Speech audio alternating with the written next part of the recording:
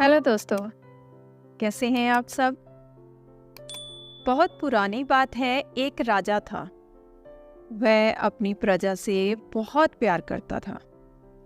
उसके जीवन में सारी खुशियां थी, बस एक ही दुख था कि उसे नींद नहीं आती थी। वह सुबह उठकर दरबार जाता, लोगों की समस्याएं बड़े ही ध्यान से सुनता, समझता और उनका समाधान बताता। उसके दरबार के दरवाजे सबके लिए खुले थे। गरीब हो या अमीर, छोटा हो या बड़ा, हर व्यक्ति उससे समस्या का समाधान मांगने किसी भी समय आ सकता था। इसलिए राजा ये सोचता था कि वह बहुत अच्छा है। हालांकि उसे अपनी अच्छाई का कोई घमंड नहीं था।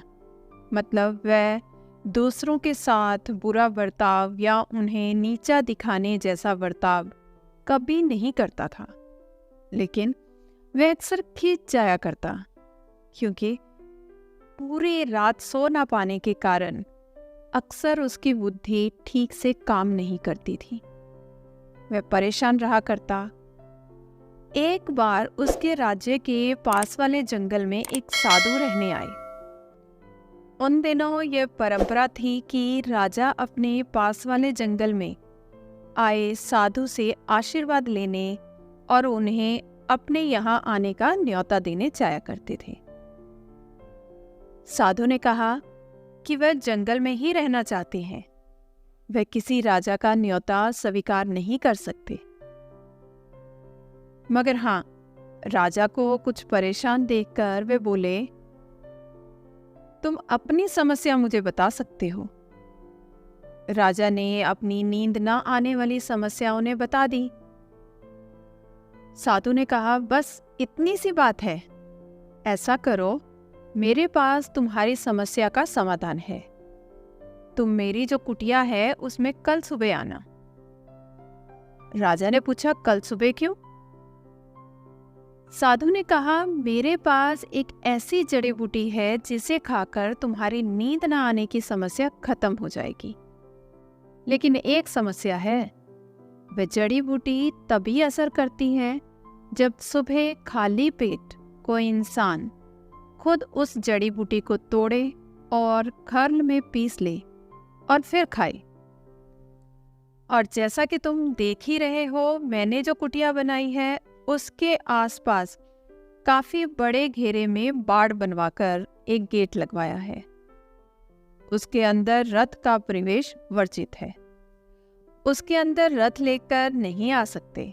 मैंने नियम बनाया हुआ है। तो ऐसा करो कि तुम कल सुबह आना। दूसरे दिन सुबह साधु के कहने के अनुसार राजा उनकी कुटिया के गेट पर पहुंच गए।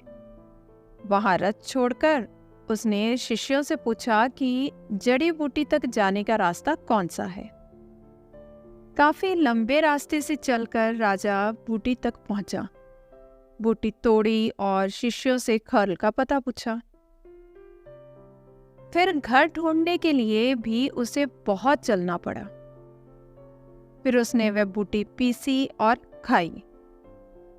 रात में उसे बिस्तर पर लेटते ही नींद आ गई।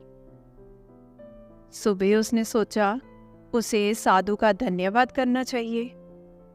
वह साधु का धन्यवाद करने के लिए उसकी कुटिया में पहुंच गया। उसने यह भी पूछा कि मुझे बताएं कि ये कौन सी बूटी है, ताकि मैं अपने वैद्य को बूटी के बारे में बता सकूं, ताकि वह ऐसे सभी रोगियों को जिनको नींद नहीं आती यह जड़ी बूटी दे सके।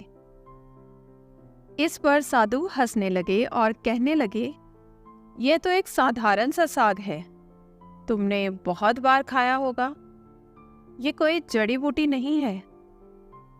तुम्हारी समस्या इसलिए थी क्योंकि तुम शारीरिक श्रम नहीं करते थे, व्यायाम नहीं करते थे, और बिना व्यायाम के नींद नहीं आती। मैंने इस जड़ी बूटी को खिलाने के बहाने तुमसे श्रम करवाया और इसलिए तुम्हें नींद आने लगी। राजा को बात समझ में आ गई कि साधु उसे समझाना चाहते हैं कि अच्छा होना दुनिया के लिए सही हो सकता है, लेकिन अपनी सेहत का ध्यान रखने के लिए ऐसा भी करना पड़ता है जो शायद हमें लगे कि हम सिर्फ हमारे लिए कर रहे हैं, पर वह भी बहुत ज़रूरी है। तो दोस्तों, आज की कहानी आपको कैसी लगी ज़रूर बताएं। धन्यवाद।